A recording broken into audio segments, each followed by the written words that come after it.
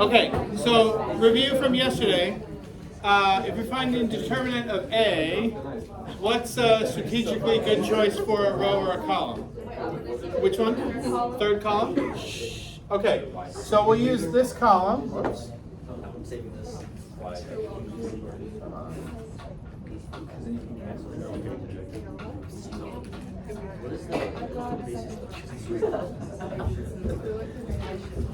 What's going on?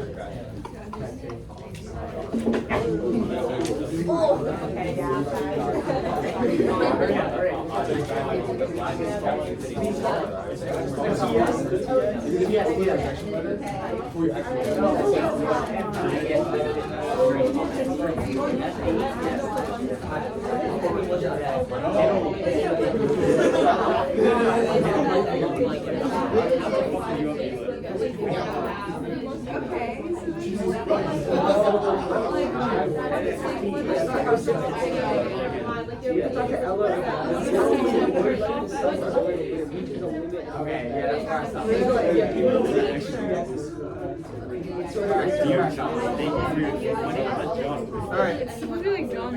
For some reason I can't write on the board.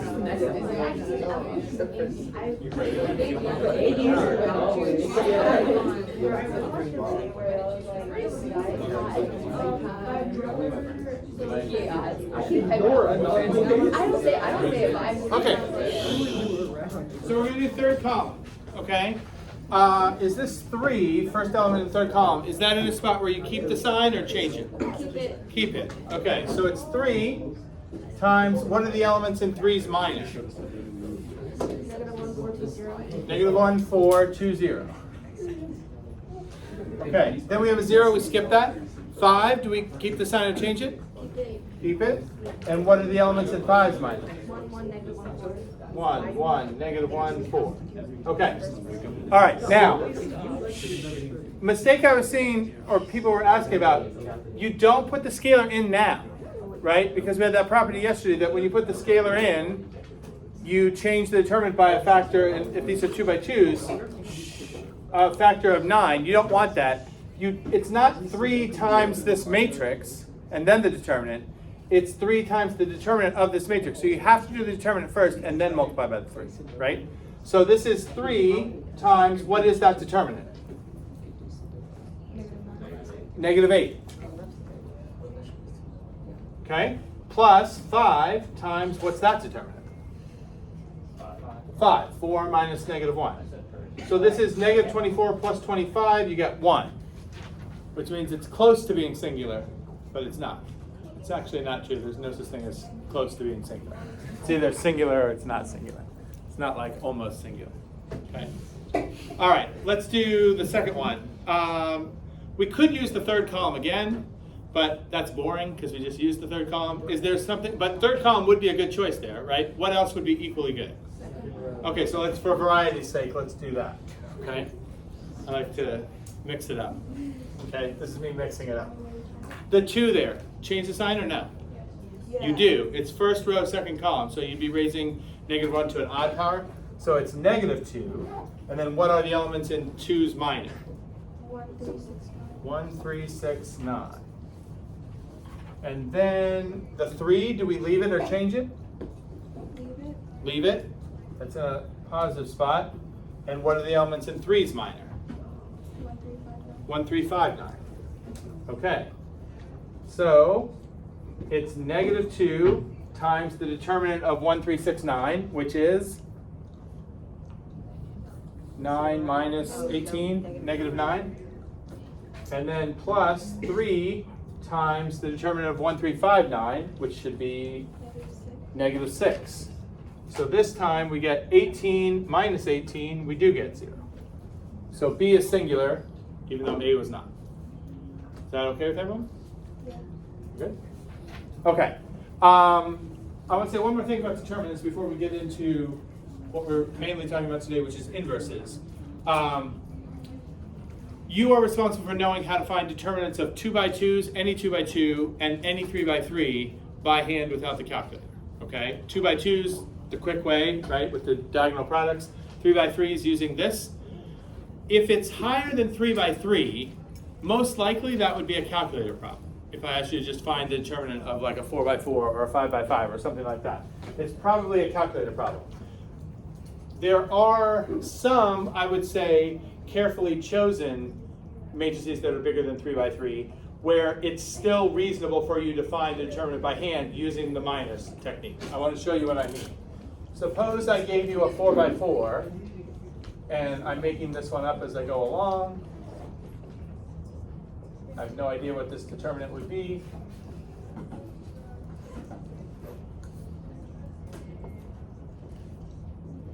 Okay. All right, if you had to find the determinant of that, do you see there's no zeros in here at all? So any row or column would be just as much work as any other. So let's just default to first row. If I was going to do this 3 in a 4 by 4, is that keep it or change the sign? Keep it. So it's 3. And then that determines, the minor for 3 is this matrix, right? Because now you're in a 4 by 4, so the minors are all 3 by 3s, right? So I'm not going to copy this, but this would go in here, right? And then you would have to repeat this 3 more times, right? So to do this one 4 by 4 determinant would be like 4 of these problems. That's unreasonable, okay? You would not be asked to do that. But if I made some strategic changes to this matrix, do a little redecorating here.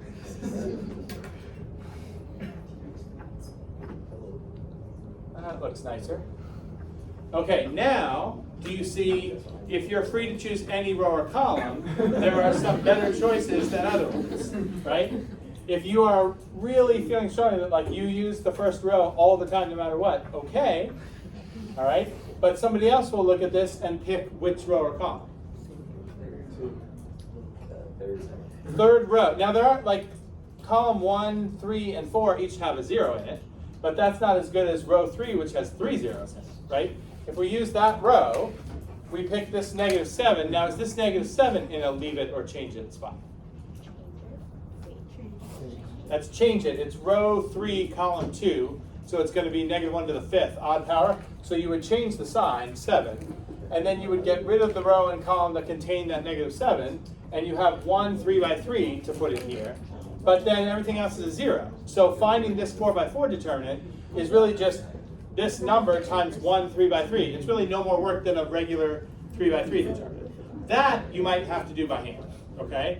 But not something where you're like going on and on, or even like I could give it something even worse, like a 5 by 5 would be 5 4 by 4 determinants. Each 4 by 4 would be, do you see what I mean? Like it gets crazy really quickly, okay?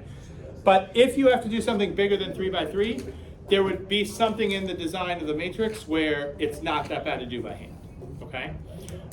The quiz on Friday is no calculator, okay? So you're not like, on another assessment, if you have access to the calculator, I could give you some matrix that's as big as you want, and as long as you can put it into the calculator, then it's like 2 buttons to say what's the determinant of this. That's no big deal. But by hand, and all the stuff we're doing right now, the emphasis is being able to understand how to do this stuff by hand. We need to keep things reasonable. So any 2 by 2, any 3 by 3, anything bigger than 3 by 3, be on the lookout. Like there should be some way to make it easier than what it might look like at first blush. Okay? All right, now we're going to talk about inverses today, and we're really only going to start talking about inverses today. Everything I talk about with inverses today is going to be in the 2 by 2 case.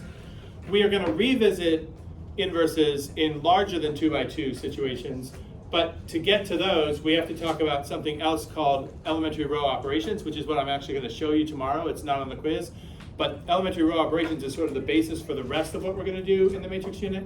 And we need to understand some concepts about what those are and how they work, and then we'll be able to expand our conversation about inverses. But what you need to know for the quiz, the inverse part of what's on the quiz is restricted to 2 by 2 cases, okay? So we talked already about how determinants are connected to inverses because the value of the determinant tells you whether there is an inverse or not. That's the whole idea of singular matrices. The reason for that is you're going to have, in the development of the inverse of a matrix, and this is true for any, actually, it's in the 2 by 2 case, but this is going to be consistent later also, there's a scalar that comes out in the inverse that's equal to 1 over the determinant. And that scalar is part of the inverse. So if the determinant is 0, then that scalar doesn't exist because you'd have 1 over 0. right? That's why there's the connection between determinant being 0 and the existence of the inverse or not. So in the 2 by 2 case, and this is particular to 2 by 2, the way you form the inverse is by doing this. It's really 3 steps, okay? First, you find the determinant to verify that the inverse exists, and you form the scalar 1 over whatever that determinant is. So the inverse matrix has a scalar in front that is always equal to 1 over the determinant. And then the matrix that you're going to multiply that scalar by is just a rearrangement of the original 2 by 2 matrix where you make 2 specific changes. You switch the elements on the main diagonal, so A and D switch places, and the off diagonal, the other one, top right to bottom left, the numbers stay where they are, but their signs get switched. So you negate the B and the C, and you switch the A and the D. If you make those 2 changes and you pull out the scalar 1 over the determinant, that gives you the inverse of the 2 by 2 matrix. Assuming the inverse exists, and the only reason the inverse wouldn't exist is if that scalar didn't exist, because the determinant was 0. Okay? Now, I want to show you why this particular rearrangement of the elements in the matrix and pulling out the scalar, why that actually produces the inverse, okay? I'm going to make several connections today between what you're used to doing with real numbers and what we're now doing with matrices, and how what we're doing right now is just the matrix version of something that you're used to having done before. So when we say something is an inverse of something else, with real numbers, if I asked you what's the inverse of the number 7, what would you tell me? 1/7, okay? And the reason these 2 are inverses is because when you multiply them together, you get the identity element for multiplication, which is 1, right? So with matrices, if I say I'm multiplying some matrix A by its inverse, if this is really the inverse, what I want, like the thing that verifies that this actually is the inverse, is that the product of these should give me the matrix version of the number 1. What's the matrix version of 1? The identity matrix, right?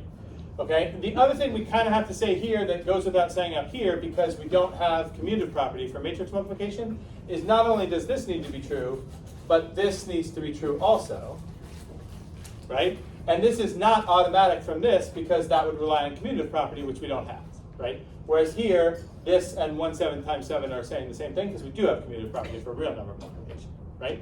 So if that manipulation produces the inverse, then it should be the case that if I multiply this and this, the original matrix, together, in either order, I should get the identity matrix. Bihan? Is there sometimes a matrix that will yield the identity for one of those 2 operations but not the other? Could you have a matrix that like acted like the inverse on one side but not the other? I don't think for square matrices you can get that. At least nothing off the top of my head occurs to me about that.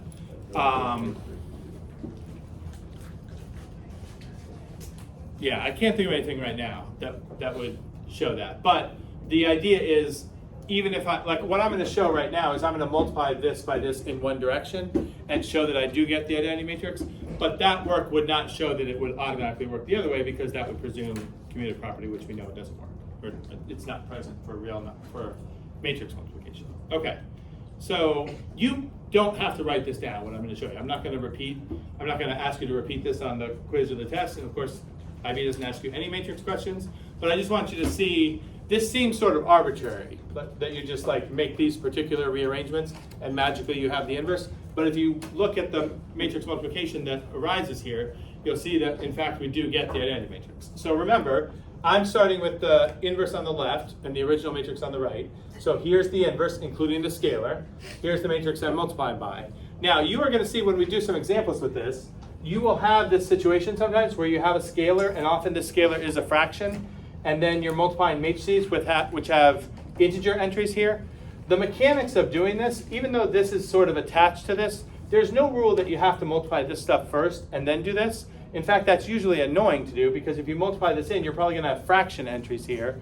And matrix multiplication is complicated enough when you're dealing with integers. There's no reason to further complicate it with fractions. So what I did here, and what I would recommend you do if you come across this, is leave the scalar out until the end. Sometimes you can just leave your final answer with that scalar in front. There's no rule you have to multiply it in. You just have to make sure it's there. But do the matrix multiplication with the numbers as nice as they are, right? Don't bring the fractions in. So that's what I did here, right? This, we're doing rows of this times columns of this. So D and negative B times AC would be AD minus BC. And notice AD minus BC, that is the determinant of this matrix. So if I have the scalar 1 over the determinant here, and then I have the determinant showing up here, when I multiply the scalar in, that's going to be a 1. Does that make sense? The second one, first row, second column, I get dB minus dB, that's going to be a 0.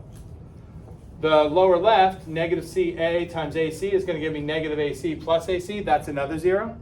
And in bottom right, negative CA times B and D is going to give me negative BC plus AD, which is the determinant just written in the reverse order of that, right? So these two numbers are the same, they're the determinant. These two numbers are the same, those are zeros.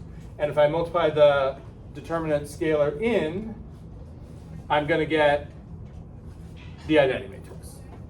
Does that make sense? And again, I only showed this one way, right? I showed that A inverse times A gives you the identity. It's also true that if you have A on the left and A inverse on the right, you will get the identity, but the work on the slide doesn't show that. You would have to, if I was asking you to show it, you couldn't just show this, you'd have to show the other way, because when you switch the matrices around, you're reversing whose rows and whose columns are you using, right? Right now I'm using this matrix's rows and that matrix's columns, but if I switch it around, it's going to be these rows and these columns. It still does work, spoiler alert. Okay, comes out to the identity either way. Okay, all right, one of the places where we're going to make use of this is converting systems of equations to matrix equations and solving the matrix equation as a way of solving the system. You definitely would have done this when you did matrices originally in like Algebra 2 or wherever you saw this most. Okay, so this is going to be just a little bit of review. But here's a linear system. Now I said for right now, we're only going to do this in the 2x2 case. Later on in the unit, you're going to see this kind of thing come back in 3x3 or larger case. But for right now, we're only dealing with 2x2 matrices. So if I have 2x2 matrices, the system I could represent using 2x2 matrices would be a system with 2 equations and 2 variables, right? 2 unknowns, 2 equations. So this is the system written in like regular real number form. I could convert that to a single matrix equation instead of having 2 individual equations. That would look like this, where you have a matrix of coefficients times a matrix of variables equals a matrix of answers, right? So it's a 2x2 times a 2x1 gives you a 2x1. Remember, we can do that. 2x2 times 2x1 is compatible, and it gives you a 2x1, right? So I'm going to name these 3 matrices. A is my coefficient matrix, capital X is my variable matrix, and B is my answer matrix, okay? This, again, to relate it to something you guys have done before, this is like the matrix version of like when you first learned in Algebra 1 how to solve equations like this, right? In Algebra 1, when you see this, they tell you you want to get x by itself, so you do what? Divide by 7 on both sides, okay? And then these cancel, and we're left with x, and this is 3. That's like the shorthand of what you remember. What you're really doing here, when we say we're dividing by 7, we're really trying to get rid of the 7 here. So we're trying to figure out what undoes the 7. And in real numbers, it works to say dividing by 7, but dividing by 7 is the same as multiplying by 1/7. And 1/7 is the helpful thing here because that's the inverse of 7, right? So we're multiplying both sides by 1/7, and the 1/7 times the 7 cancels out to just a 1. That's the identity, right? And this is going to be 21 over 7. And 1x is just x, and that's where I get the 3. But the idea is you figured out like what is the number that will undo the number that's already here. The number that's here is 7. 1/7 multiplied by 1/7 undoes that because 1/7 is 7's inverse. Strands. How would the matrix equation change if instead of 4y it was negative 4y? Then this would be a negative 4 right here. Right? It's exactly these coefficients in here. Because if I kind of skipped over this. If I multiply this out, I should get the left side of this, right? This is going to be a 2 by 2 times a 2 by 1, so it gives me a 2 by 1. The 2 by 1 over on the left side is 2x plus 3y, that's this part. And then 5x plus 4y, that's this part. So whatever coefficients you see, those are exactly what's going to go in the matrix. Okay? All right, so if we sort of make the analogy between what I'm doing here and what I'm doing here, I want to isolate the variable matrix. I would like to know what all these variables are, x and y all at once. So I want to get rid of this coefficient matrix. So I want to, there's no such thing with matrices as dividing by the matrix 2, 3, 5, 4. But if you think of it as you're multiplying by the inverse, we want to figure out what's the inverse of 2, 3, 5, 4 and multiply both sides of the equation by whatever that inverse is, which will make the 2, 3, 5, 4 go away, and all I'll have left is the xy. But if I multiply by the inverse of 2, 3, 5, 4 over here, to keep the equation the same, I have to do the same thing over there and multiply the thing I have here, 417, by the inverse of A. Okay? How do I know A has an inverse? Not every matrix does, right? It could be singular. What's not zero? Or what's not, it's not singular because determinant is not zero. What's the determinant there? -7. We actually need to know what it is, because knowing that it's not zero means there is an inverse, but then I need the determinant because the scalar in front of the inverse is 1 over the determinant, right? So we have to find what it is. It's 8 minus 15, -7. So -7 means that there is an inverse. And then if I write down what the inverse is, it's going to start with the scalar 1 over -7. And then how do we rearrange that 2, 3, 5, 4? What's the new configuration of the elements? Good. 4 and 2 switch, 3 and 5 stay, but they get their signs changed. So we have the inverse right here. And now I'm going to multiply both sides of this equation by A inverse. Okay, which I did right here. Now, do you notice something about how I wrote this that doesn't quite match exactly what I did here? And here it wouldn't matter, but on the matrix, on the screen where I'm doing it with matrices, it does matter. Francis? Your inverse is on the left side of the matrix field. Yes, okay. So with matrices, because matrix multiplication is not commutative, there's actually like 2 different matrix operation or multiplication operations. You can multiply on the left or you can multiply on the right. And those are different because if I multiply on the left, am I going to use this matrix as rows or columns? Based on where this one is written. Rows. This matrix is columns because it comes second, right? So over here, I'm going to use this matrix as rows and that matrix as columns, right? If I did what I did over there and had A inverse on the left over here, but A inverse on the right over there, do you see I would be doing something different on the left than I was on the right? Okay? That doesn't show up over here because you have the commutative property, right? Here I multiplied by 1/7, here I multiplied by 1/7. There's no difference in having the 1/7 on the left or the right with real numbers because you have the commutative property, right? But in matrix multiplication you don't, so multiplying by something on the left is different from multiplying by something on the right. So if you multiply on the left over here, which you have to because you want the A and the A inverse next to each other to cancel each other out, then you have to multiply over here on the left. So the A inverse has to go in front of, not after, the 417. Does that make sense? Okay, now I don't have to do all of this multiplication because I put this here by design so that this whole thing I already know is going to give me what? Identity. The identity. And the identity times xy just gives me xy back. Okay? But on this one, I do have to do this. And here's where I'm saying, if you've got a fraction and then 2 matrices, don't put the scalar in right away and have to deal with all these fractions. None of these numbers is a multiple of 7, right? So that's going to make this much messier. Instead, do the matrix multiplication first with the integers. And just remember that that -1/7 is still there. And then at the end, if you want to, you can put the scalar in. It will turn out nice. This has a nice solution. But it's hard to get to that nice solution if you start bringing the fractions in right away. So let's just look at what we're going to get for the entries here. If I do these rows times this one column, 4 - 3 times 417 is going to give me 16 minus 51, which is -35. And then -5(2) times 417 is -20 plus 34. That's 14. You might notice they're both multiples of 7 now. So now if you put the scalar in, you are going to get nice numbers, okay? If you weren't, you could just leave it like this, right? But since they're going to come out nice, we might as well write the answer as 5 - 2, okay? All right. Any questions on that? Okay. Now, what I showed you here is an example of solving a system where there is what's called one unique solution. This is pretty easy in 2x2 cases because if we're dealing with 2x2 cases, you only have 2 variables. you're in 2 dimensions. So if you were graphing this, each of these equations represents a what? What would you see on the graph if you graphed each of these?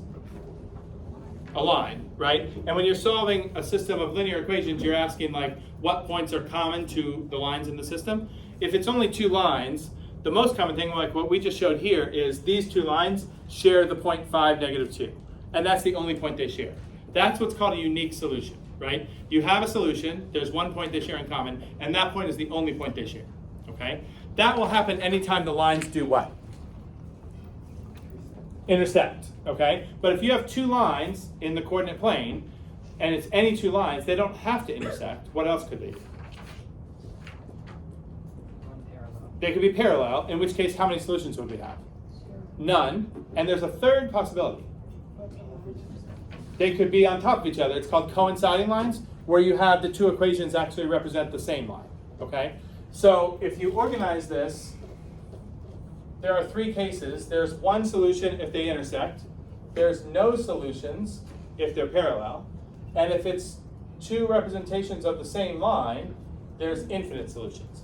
Those are the only 3 cases, okay? 1, none, or infinite. There's not a way that you can have 2 lines sharing like 3 points, right? That's not possible. If you have curves and lines, you can do that, but not with lines. It's 1 point in common, no points in common, or infinite number of points in common, okay? This will get more complicated when we go into bigger systems like 3x3 systems, and we're talking about 3 dimensions versus 2 dimensions. But for right now, that's the situation, okay? If you have a matrix equation where the coefficient matrix has an inverse, you're always going to get a unique solution, okay? Where you would get into those other 2 cases is if the coefficient matrix was singular. You didn't have an inverse. That's this situation, okay? If I have this matrix equation, and the coefficient matrix is 2, 3, 4, 6, do you see the determinant of 2, 3, 4, 6 is 0? So there's no inverse. If there's no inverse, you can't find the unique solution because the unique solution is supposed to be the inverse of this matrix times the 5, 9. But now there is no inverse, so we can't get a unique solution. So this means you're in the no unique solution case. But that doesn't automatically mean no solutions. That's the one thing I want to make sure you guys don't jump over, okay? When you see this, you can't jump automatically right to there's no solutions. You just know there's not one solution. But that means the other 2 possibilities are still on the table. There's either no solutions at all, or there's infinite solutions. Now, with 2 lines, it's easy to distinguish between those 2 things, because in the 2x2 case, the only way you can get no solutions is if the lines are parallel.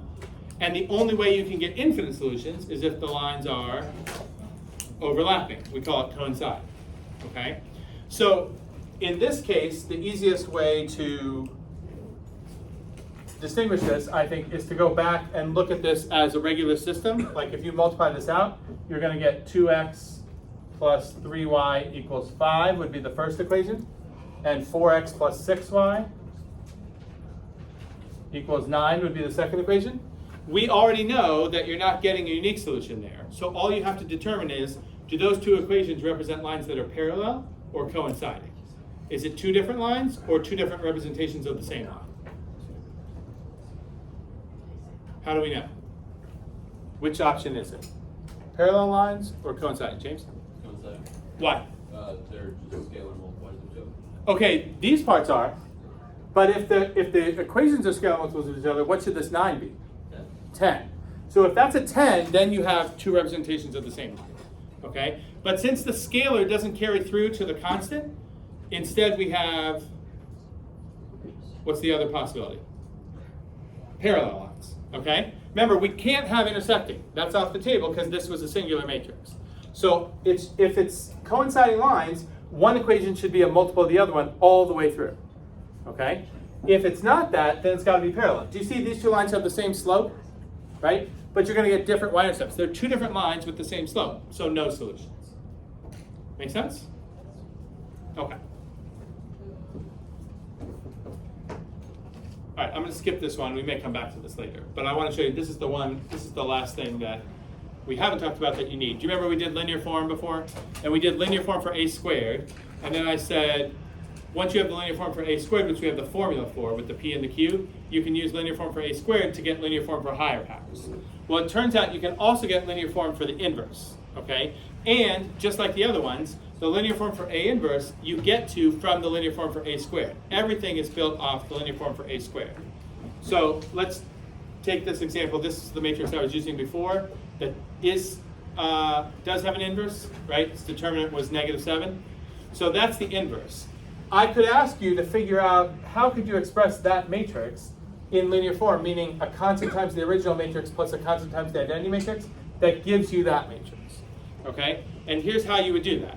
You first find the linear form for a squared, like we always did before. So if that's your a, 2, 3, 5, 4, a squared would be what times a plus what times I? What's the coefficient in front of a for this one? Remember, how do you get the p? Right, so what would that be here? 6. So a squared would be 6a plus what times I? Remember the coefficient of I is the q, and q was directly related to the determinant? It's the opposite of the determinant, and we already know the determinant is -7, so the q should be 7. Okay, so for this matrix, a squared's linear form is 6a plus 7i. All right, if you want the linear form for a inverse, you start with your basic step, what's the linear form for a squared, and then this is the only new piece. Take this relationship and multiply the whole equation by a inverse, which will get a inverse into the discussion here, okay? So I'm multiplying everything that appeared here by a inverse, and notice it doesn't matter if you put it on the left or the right, but you gotta put it in the same place all across, right? So I did it on the right. Now, I have here a squared times a inverse. What is that gonna end up being? It's like, if we broke that out, it's like a times an a inverse. So the a and a inverse are gonna cancel each other out and give you, right, they'll give you I, and then you have one more a times that I is just a. So it's acting like you could use laws of exponents here. This is not really a -1 power, but the laws of exponents are kind of suggesting what actually is happening, right? A times another a times a inverse is gonna leave you with just a single a. What about here after the 6? That's I, right? A times a inverse, that's I. And after the 7, I times a inverse, anything times the identity just gives you back that other thing, that's a inverse here. So now we're at this. A equals 6i plus 7a inverse. Now what we're trying to get is the linear form for a inverse, right? So we want the inverse expressed in terms of a and I. Do you see we basically have it here? We just have to rearrange the terms. You move the 6i over, and you divide by 7, or multiply by 1/7. So the coefficient of a becomes 1/7, the coefficient of I becomes -6/7. This is linear form, right? Constant times a plus constant times I. That's linear form for a inverse. If you took the original matrix times 1/7, and the identity matrix times -6/7, and added those, you would get this matrix. Right? I showed it to you for your viewing pleasure, but you don't have to copy all that. Okay, that matches that. Okay? So I could ask you now for linear form, not just for like a squared, a cubed, a to the 4th, whatever. I could also ask you for the linear form for a inverse. Okay? And that's where material for the quiz would stop. Okay? So tomorrow I am going to show you the beginning of elementary row operations, which is going to be important for the rest of the unit going forward, but it's not on Friday's quiz. Okay?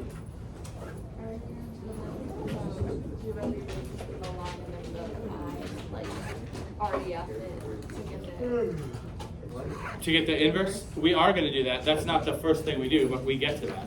Yeah. Have you seen that before? Did you do that in? Yeah. The second part of the matrix unit is where the connections to linear algebra are going to be. Yeah.